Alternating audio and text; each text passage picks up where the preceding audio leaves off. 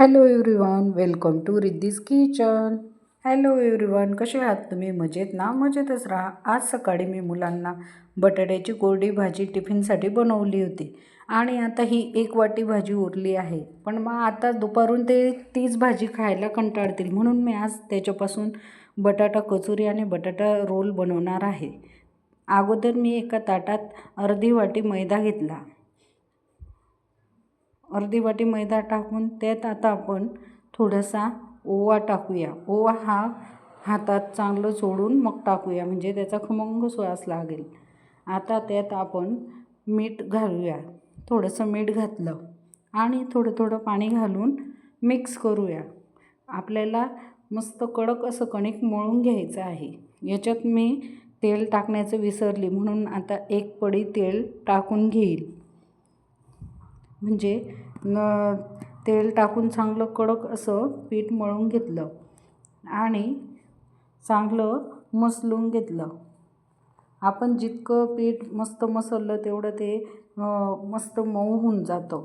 आता आपण हा एक छोटंसं बघा, तुम्हाला दिसतंच आहे किती मऊ मऊ मळलं आहे. आता मी याला वाटी डिश झाकून एक 10 मिनटं रेस्ट म्हणून ठेवून देणार. आता तुम्हाला दिसतेच, मी एक वाटी भाजी सकाळी बनवली होती त्यातली उरलेली. आता त्याला मी बारीक चुरून घेतला. आता आपण पीठ हे 4 गोळे करून घेऊया. आता एक एक करून लाटून घेऊया. आपण 4ही गोळे एक एक करून एक जाडसर लाटून घेऊ. जास्त बारीक पण नाही लाटायचं आणि जास्त जाड पण नाही लाटायचे. असे आपण एक एक करून सर्व 4ही गोळे हे आपण चपातीसारखे लाटून घेऊया. यांना आपण एकसारखे हलक्या हाताने लाटून घेऊया. आता आपण 4ही चपात्या ह्या लाटल्या की तेल लावूया आणि थोडासा मैदा लावूया. परत अजून तेल लावायचं, थोडासा मैदा लावायचा. असं 4ही जे चपात्या आपण लाटून घेतल्या होत्या त्या सर्व आपण एकावर एक ठेवण्यासाठी तयार करतो आहे. थोडं तेल लावायचं, मैदा टाकायचा, परत करायचा. आता आपण परत तसंच करूया. आता मी 2 भागात दुमडलं. परत आता एका साईडला आपण चपातीला करतो सेम तेच करायचं, फक्त 4ही चपात्या आपण एकत्र केल्या. आता हलक्या हाताने एक जाडसर चपाती आपण लाटून घेऊया. ही आता जास्त बारीक करायची नाही आहे आणि एकदम हलक्या हाताने लाटायचं आहे, जेणेकरून आपली जी बटाटा कचोरी आहे ती एकदम क्रिस्पी आणि खस्ता होण्यासाठी आपण हे केलं आहे. एकदम हलक्या हाताने मी ही चपाती लाटून घेणार आहे. फक्त आपल्याला 4ही चपात्या जॉईन व्हायला पाहिजे, पण जास्त पण नाही, म्हणून हलक्या हाताने लाटून घेतली. आता आपण याला, तुम्हाला दिसतंच आहे की याची साईज बघा, जास्त जाड पण नाही जास्त बारीक पण नाही. आता छोटा ग्लास घेतला, त्याच्याने मी छोट्या छोट्या पुऱ्या ह्या काढून घेतल्या. तुम्हाला जर मोठी साईज पाहिजे असेल तर तुम्ही मोठी वाटी पण घेऊ शकता, पण मला छोटी साईजच्या बनवायच्या होत्या. मुलांना जेवढं छोटे पदार्थ आपण छोटे छोटे बनवले तेवढे त्यांना आवडतात. आता मी कचोरीसारखं ही सारण भरून घेणार आहे. माझ्या मुलीला असे चटपटीत वस्तू खूप आवडत असतात, म्हणून मला नवीन ट्राय करावं लागते. आता मी प्रत्येक पुरीमध्ये आपली भाजी भरून एक कचोरीचा शेपने तयार करून घेत आहे. हे बघा, आणि थोडंसं हातानेच प्रेस करायचं. आपल्याला याला लाटायचं नाही आहे, फक्त हातानेच थोडंसं प्रेस करून घेऊया. थोडे बटाट्याची भाजी ही आपण भरून घेऊया. मी शिजवलेल्या बटाट्यांची भाजी केली होती. हिरवी मिरची, अद्रक, लसूणची फोडणी दिली होती, जिरा मोहरीची, आणि तीच भाजीपासून मी आता चटपटीत स्नॅक्स बनवत आहे. प्रत्येक छोटे छोटे ज्या आपण पुऱ्या केल्या तर त्यात भरून सारण हे फक्त हातानेच प्रेस करायचं. ही बघा, आपले कचोरी, बटाटा कचोरी झाली आहे. आता बघताय तुम्ही कशा दिसत आहे.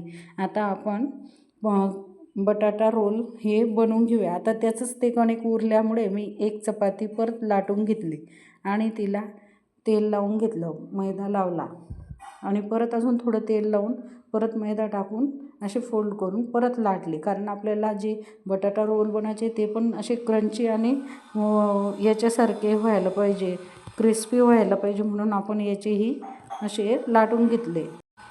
आपण आता यांनाही हलक्या हाताने लाटून घेऊया. पूर्ण मोठी चपातीसारखी लाटून घेऊया आणि त्याला तेल लावून सर्व भाजी ही पसरून देऊया.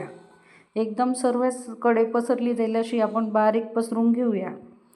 तुम्हाला वाटत असेल पराठा बनवते, पण पराठा नसून हे आपण बटाटा रोल बनवतो आहे. आता मी सगळे चाकूने कापून घेतले आणि हे बघा असं गोल गोल करून हे आपला बटाटा रोल हा तयार करून घेतला. असंच प्रत्येक चपातीचा आपण गोल गोल रोल करून लाटून घ्यायचं, म्हणजे प्रत्येक याच्यात आपल्याला बटाट्याची भाजी ही लागेलच आणि बनवायला एकदम इझी आहे. जास्त काही साहित्य पण नाही आहे, तेव्हाच होतात. हे बघा अशा कडा आपण मस्त दाबून घेतल्या आणि रोल पण आपण बटाट्याचे तयार करून घेतले. आता तुम्हाला दिसताच आहे की आपण एकाच दिवशी दोघं बनवून घेतले, कचोरी पण आणि बटाटा रोल. आता मी तेल गरम केले. अगोदर आपण बटाटा कचोरी जे छोट्या साईजच्या होत्या ते आपण तळून घेऊया. आता आपण हे कमी गॅसवर मस्तपैकी क्रिस्पी होईस्तोवर तळून घेऊया. दोघं साईडने परतून घेतले. याला एक 5 ते 10 मिनटं लागतील, पण जेवढे आपण कमी गॅसवर हळूवार यांना तळले तेवढे हे क्रिस्पी आणि आतूनही क्रंची होतील. जास्त फुल गॅस करून ते तळले तर जातील, पण आतमध्ये कच्ची राहतील. आपल्याला तसं नाही करायचं आहे. आपल्याला हे हळूवार मस्तपैकी मंद आचेवर सोनेरी कलर येऊस्तोवर तळून घ्यायचे आहे. बघा कचोरीसारखे आता ते एक एक फुलत आहे. मस्तपैकी हळूवार तळून घ्यायचे. हे बघा त्यांचा कलर पण चेंज झालेला आहे. आता सेम कचोरीसारख्या म्हणजे छोट्या कचोऱ्या दिसत आहेत. आता आपण काढून घेऊया. त्याच तेलात आपण जे बटाटा रोल केले होते ते पण तळून घेऊया.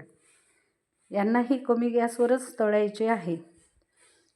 मस्त कमी गॅसवर सोनेरी कलर रंग येऊस्तोवर आपल्याला हे तळून घ्यायचे आणि क्रिस्पी होऊस्तोवर तळून घ्यायचे. बघा आता हळूहळू सोनेरी रंग येत आहे.